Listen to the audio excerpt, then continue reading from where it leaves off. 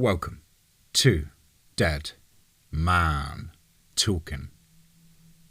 Tonight's story sees the incredible return of our good friend, Mr. Edward Ed Smith. But of course, as ever, please do let me know what you thought down below in the comments box. Please do like and share. It really does help with the channel and our community further. And why not hashtag TeamFEAR and DMT's Cryptid crew. And so, with that aside, let's get into tonight's story. Entitled Pond Creek Road. Let's get straight into that.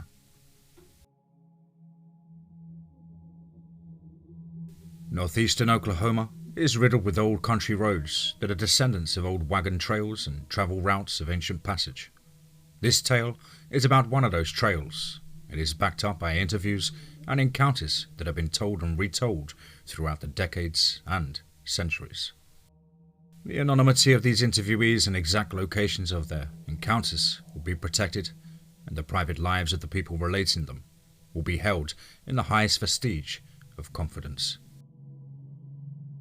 In the confines of the northeast area of Oklahoma is a travel route that has a strange, benevolent and violent history reaching back before Oklahoma's statehood in 1907. Pond Creek Road had been a travel route of human and other species of wildlife for thousands of years, as the trail evolved from footpath to wagon trail to Model T. The tales and encounters never changed or ceased. It was not uncommon, even up to the 1930s, for people in rural Oklahoma to use horse-pulled wagons to move their goods to market and back to the farm. The Model T Ford was introduced in 1908, but it was still pricey for a lot of farmers, all the way up to the 1930s. In the mid-1920s, on the early evening of January 12, 1925, 8 miles southwest of Hart, Missouri, in the foothills of the Ozark Mountain Range, just across the Oklahoma-Missouri state lines, on a point along Pond Creek Road, that has become rather notorious for the history of the trail. Jess Summers and his wife Ellie and their 3 sons were travelling back to their home in their heavy buckboard wagon that was being pulled by a team of 4 draft horses. Jess's family were returning from the local town market after bringing some of the farm's produce that the foothills still allowed them to grow from the underground streams and the climate barriers that the farm's location offered, and traded them for dry and canned goods at the local market. As the evening progressed and the light of the winter's day was waning, and the old growth forest and low-lying undergrowth of privet trees began to close in on the trail, and the cold of the day was giving way to the cold of the night.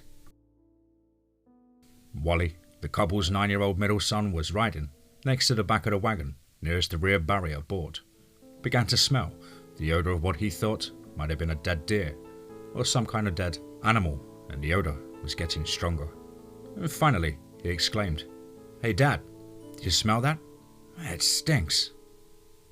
Jess replied, "Yes, son, I do smell it. We'll be by it in no time, boy." They travelled another quarter of a mile and the odour seemed to get stronger and took on a more sulphurous smell. And Ellie exclaimed, "Jess, this is almost intolerable, honey. This place, it doesn't feel good. It doesn't feel good at all." Jess noticed that she had a Webley & Scott .25 caliber revolver in her lap and in a firm grip of her right hand. Jess said in a low voice, "You okay, baby?" She looked at him and just shook her head back and forth with a serious look of fear. Jess kicked the horse team up into a faster pace, just to get some distance. The intensity of the bumps and ruts of the trail bounced the heavy wagon more violently and woke up Garrett, the couple's oldest son. He was 15 and was strong and coming into his own, as young men did in those days. "What's going on, Dad? What's with the race?" he said, as he was waking up and beginning to realize the momentum of the wagon was considerably faster. "Garrett, grab your rifle," Jess said. "Boy, watch behind us. We may have a problem," Jess said with a concerned tone. Jess really wasn't worried until he'd seen Ellie with her pistol. You see, she has only drawn that revolver 5 times since he bought it for her, and she has a fear and disdain for guns ever since her brother was killed in a bar fight in Tahlequah 3 years ago. He knew her fear was real. Garrett crawled with his rifle past Josh, the couple's youngest son, who was sitting in the middle of the heavy long wagon. The 5-year-old didn't seem too concerned at all. It was exciting to him. He crawled past all the bags of dry goods and boxes of cans and other goods that they had traded for, and sat down next to Wally at the rear of the wagon.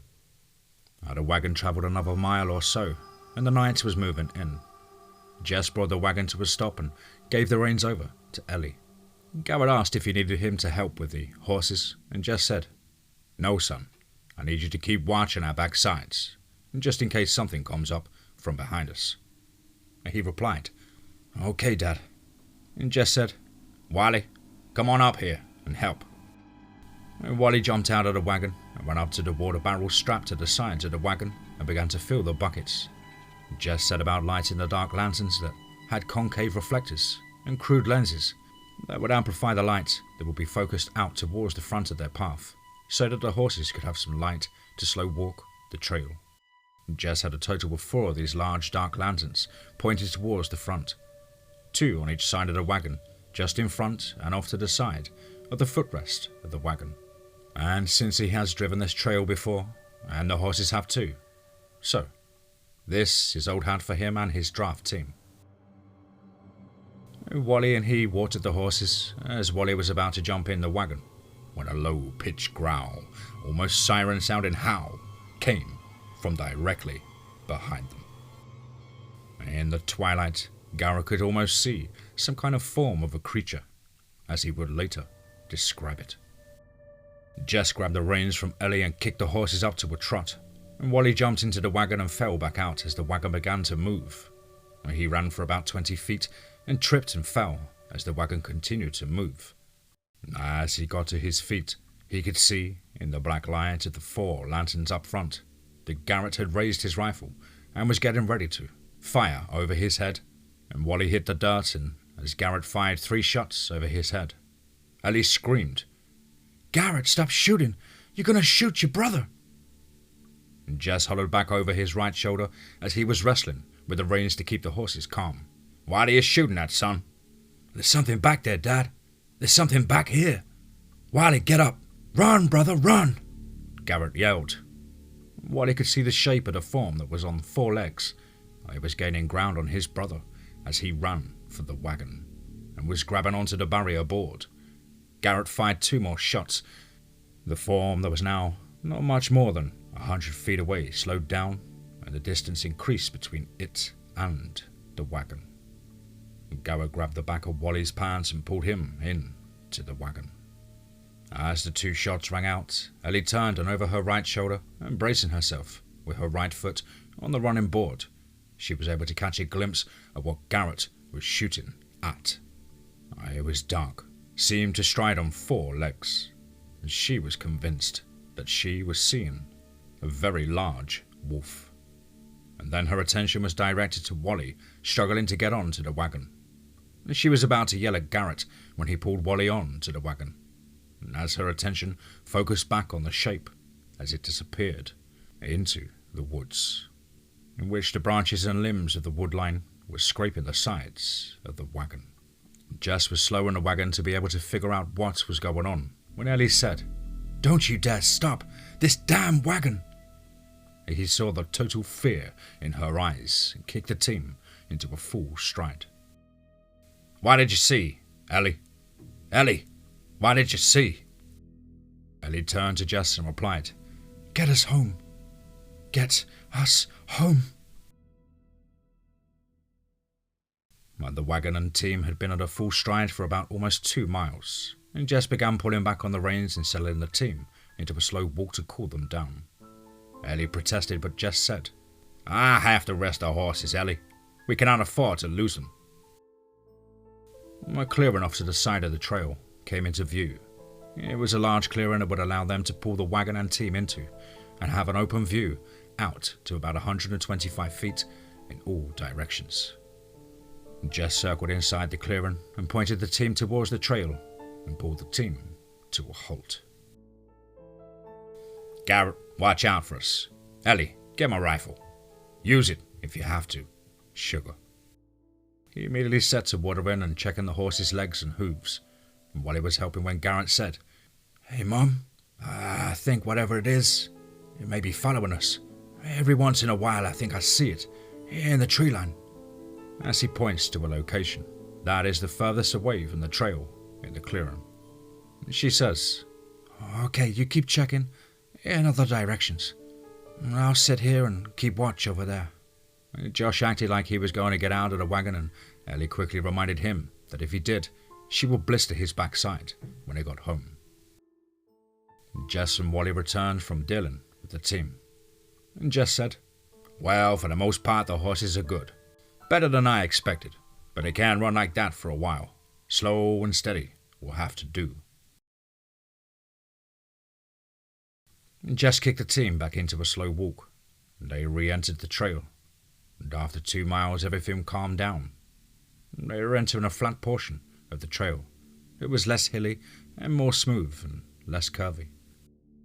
The trail was covered by overhanging trees, and with the light reflecting down onto the road, it looked like they were in a tunnel of sorts. Kinda creepy yet beautiful.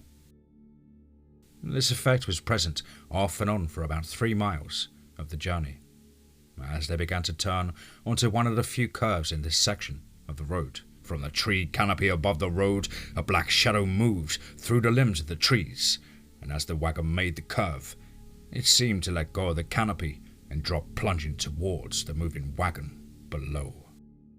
And with a thundering crash, it impacted with the bags and boxes of dry goods. The massive weight of the beast and the force of the impact caused the right side axle spring to break and shatter. As the shock of the impact moved through the heavily made wagon boards, and the metal bolt rivets began splintering and dislodging from their proper position. The shock of the impact and the vicious roar of the beast caused the team of horses to panic and rear up and began to run and stride, completely out of sync with each other, causing Jess multiple problems and difficulties with trying to control them and the wagon, which was busting up while in motion. But for the lack of better words, it was out of control. While Jess was battling the team, Ellie reacted in horror as she turned and her gaze met with an abomination that she had thought she would never witness. The beast stood almost 9 feet tall in the back of the wagon. Its hair bristled and its legs turned back on themselves, much like the legs of their dog. The beast's shoulders and chest were broad and very muscular. The arms were long, and its hands large and looked mostly like a raccoon, but with large, sharp claws, and the eyes of the beast struck total fear and revulsion into Ellie's mind. The creature turned its attention towards Josh, who was almost literally at its right foot. It reached for him. Ellie screamed, and she drew and pointed and fired her pistol 5 times, and she thought she hit the creature. However, in the chaos of the encounter, all 5 rounds missed the beast. It jerked and lunged towards her, and with the back of its right hand, hit her in the left shoulder. She flew off the seat and landed in the brush on the side of the trail and rolled violently. Jess, in a cacophony of sounds of the horse's hooves and the clanging of the track against the wagon's tongue, and the flashes of the lanterns being tossed about in the pitch black of the night, he barely caught a glimpse of the beast's hand and arm that struck Ellie. He was perplexed as to what he should do as a priority in order to get control of the situation. So much happened so fast, and it wasn't over yet. The tree limbs and the underbrush that lined the road were whipping the wagon and him. The ocean of movement overwhelmed his senses, causing a dizzying array of milli-split-second decisions that flooded his mind, eyes, nose, and ears, just to keep the wagon from totally tipping and killing everyone. What he did not see, what he could not see, and what he could not believe, even if he could see it, was the beast reaching down and grabbing Josh by his torso and sinking its claws into his small body. lifting him up under his arm and the beast jumping from the wagon, cascading down Pond Creek Road and into the pages of myth, lore, and reality. Ellie struggled to get to her feet, disorientated and injured. She was able to see the wagon through the dust cloud, and with the backlight from the lanterns in front of the wagon, she was able to see the beast pick up Josh and jump from the wagon and into the trees that lined the trail. The motherly instinct to protect her young, and a trait shared by all animals, kicked in as she ran in the direction of the beast and hearing the screams of Garrett and Wally, who were in total shock. She could discern the sounds of Josh's very own screams of panic and pain. This drove her instinct to protect to dizzying heights, and she was running full out when she found where the beast busted into the brush, and she followed without hesitation. The thorns and brush tangle lashed onto her clothing and brought her to a halt.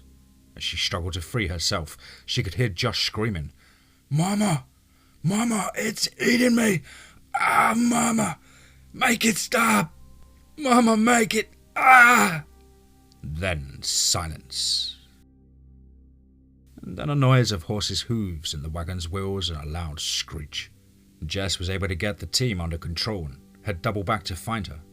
He saw her frantically trying to get untangled from the woods and brush. The wagon came to a stop and he tied the reins to a rein post tightly and told Garrett and Wally to tend to the horses. And quickly, he grabbed his rifle and jumped from the wagon. He approached Ellie, and she was intent on getting into the woods. He grabbed her, and she screamed, and in a calm voice, he was able to get her to tell him what she had seen. Jess told her to get on the wagon and watch out for Garrett and Wally as they tended the horses, and he would go find Josh. Ellie nodded her head, yes, and he grabbed one of the dark lanterns from the left front of the wagon. He loaded his rifle and grabbed his hunting knife and looked at Ellie and the boys as he turned and walked into the brush. As he was able to find the trail by the disturbed forest floor and broken twigs and limbs at about 300 feet in, he found the bloody shirt of his son. Jess's heart sank. He put the shirt in his pocket and walked on. He didn't smell the odor that he smelled earlier. The sounds of the forest were all around him. Outside of what happened, it was as if the forest didn't acknowledge it. After about 2 hours of searching on his own, he found nothing. Nothing of the beast and certainly nothing else of his son. When he returned to the wagon and his family and had shown Josh's shirt to Ellie, it was as if her mind broke with reality and the trip back into the severely damaged wagon and jumping at every sound. Ellie's psychotic snap was complete. After about 4 miles of terrifying travels on the trail, Pond Creek Road devoured the energy and vibrance of this young family that would never be the same. They came to a farm, and the farmer and his family were just rising to begin the day's work when the beaten team and wagon pulled down the driveway and up to the farmer's home. The Summers family related the story of what happened. They gathered up a search party from the farmer's ranch hands, and 11 men traveled back to the location and searched, but found nothing. The authorities were notified and the sheriff's office wrote it up as a black bear attack, and Ellie was admitted to a mental asylum where she lived out her life, and Jess and their sons lost the farm during the stock market crash and were now homeless. After a while, Jess took his sons to his brother and asked him to keep them while he went to California to look for work. 3 months later, a deputy arrived on his brother's doorstep and notified him that his brother Jess had committed suicide, but had left a rather long letter to be delivered to him, and in Jess's own hand he attested to the truthfulness of the account. It was from these 28 pages of handwritten letter this story was recounted from by Jess's great-great-grandnephew to this author. The trails of Pond Creek Road wind and twist like the movement of a snake. One doesn't know where it will take you, where it will lead you. Will it lead you to your demise or to the wonderment of your life?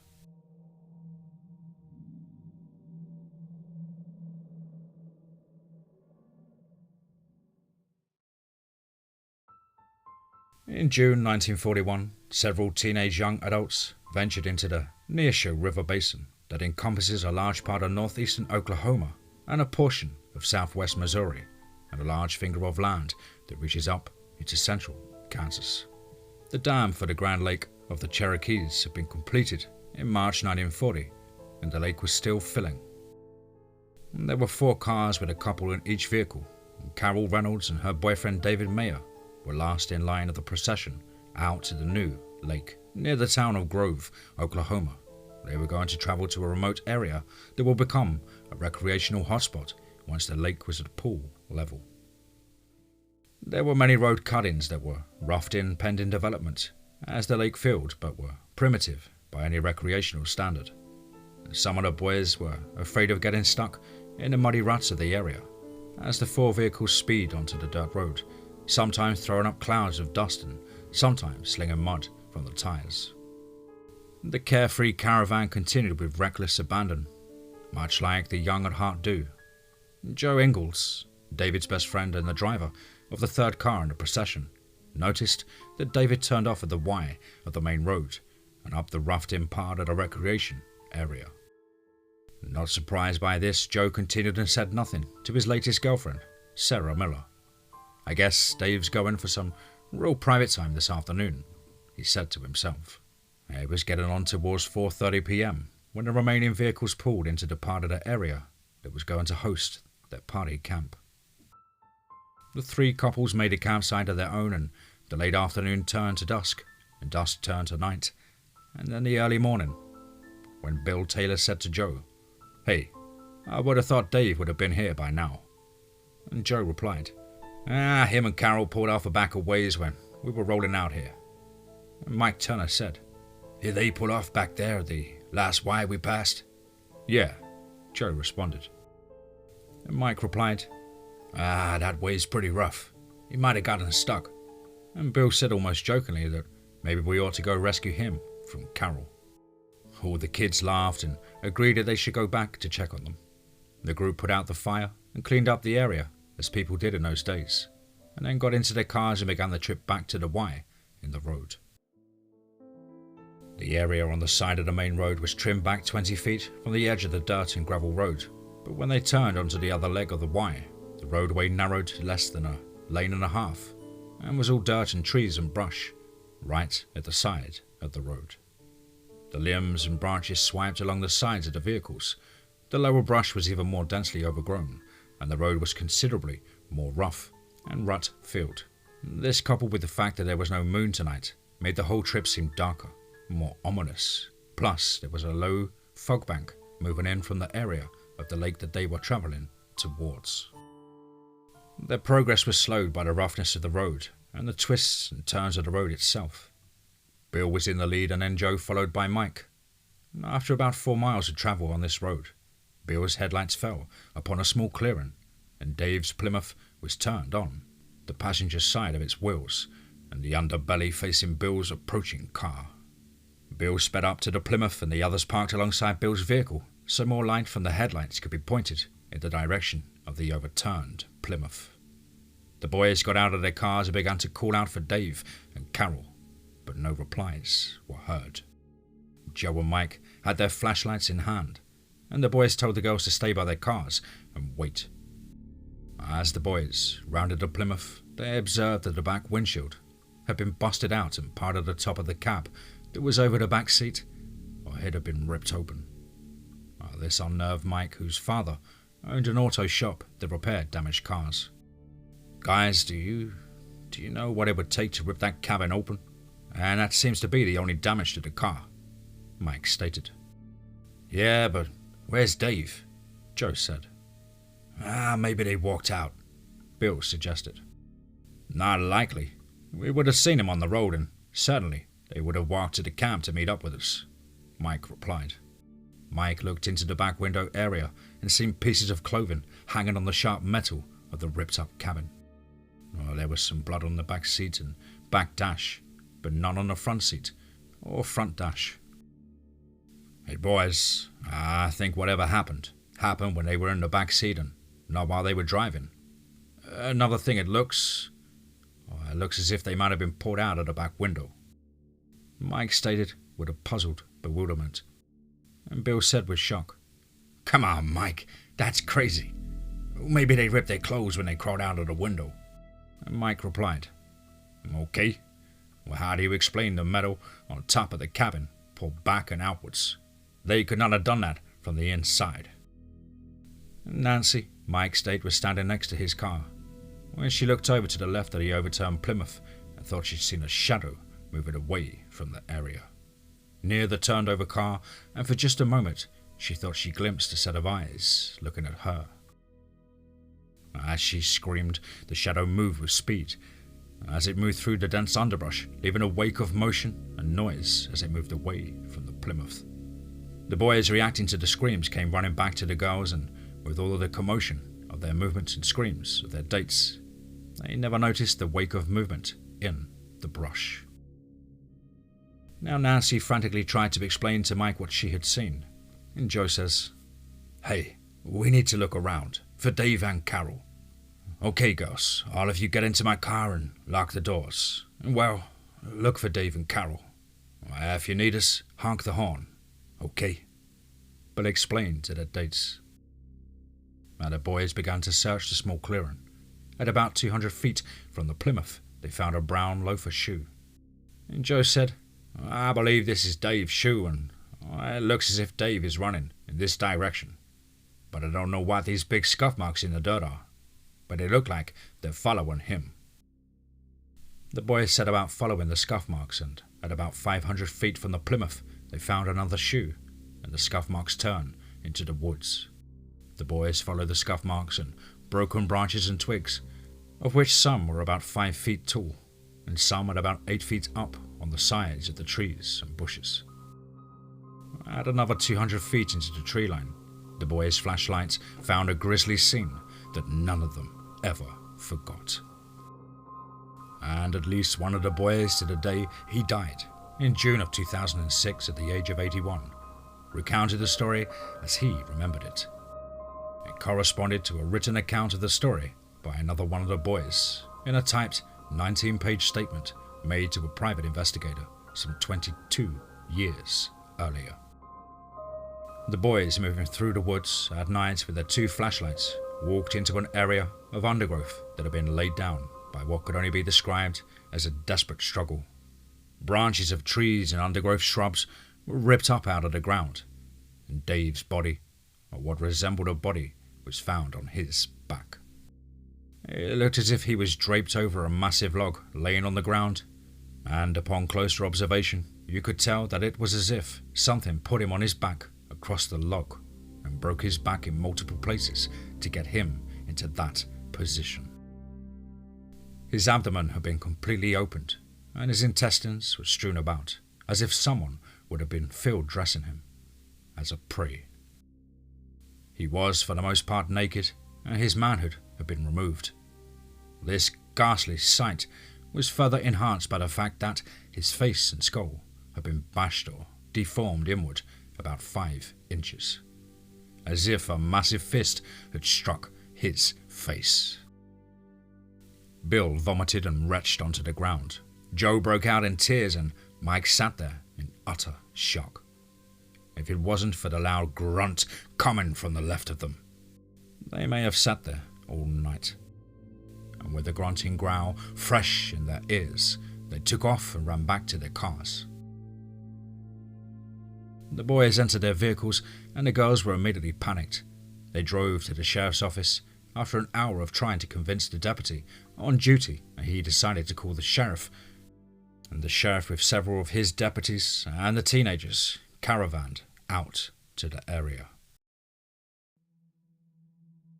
After a search of the area, they found Dave's body and could not locate Carol. The sheriff called the Oklahoma Highway Patrol to assist in the search and investigation. The OHP was in its infancy, only having been established 4 years earlier. And between the OHP and several surrounding sheriff's department, and some of the local community members who had some military experience. There were over 125 persons actively searching the area for Carol. Checkpoints were established to monitor movement in and out of the area, and this went on for 3 weeks. Yet nothing was found of Carol.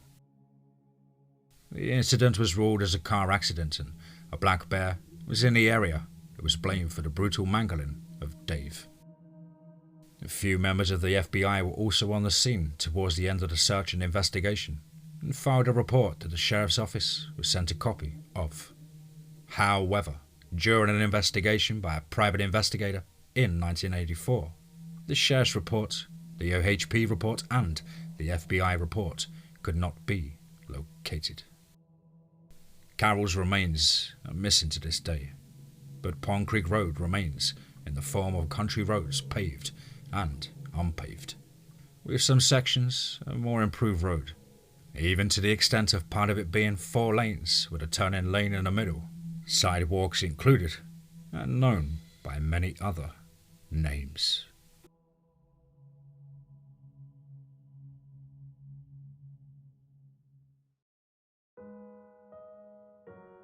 Wow. Wow, wow, wow. Certainly another one. Wow. What an absolutely chilling and thought-provoking set of reports there, put together by my good friend Ed Smith. I've actually cut this one in half, guys, as my 2 older children have just got home from school. Stay tuned tomorrow for the final 2 or 3 parts. Big thank you, Ed, for penning this, and I know you're working like a machine to pen the rest of the Deep Fork River Bottoms series, but you know how much we appreciate your time and effort here on the show, and it is so good to have you back. Such an exciting author. Well, guys and girls, what an absolute treat that was. Of course, as ever though, please do let me know what you thought down below in the comments box. Please do like and share. It really does help both the channel and our community further. And why not hashtag TeamFEAR and DMT's Cryptid crew. If you're an aspiring writer, or would just like to get in touch with myself, please do so at the usual email as on screen, which is dmtforestofear@gmail.com. I really look forward to hearing from you. As always, guys, I hope you're well and happy, trying to keep fit and focused during these testing times. But above all, remember, be safe, not sorry.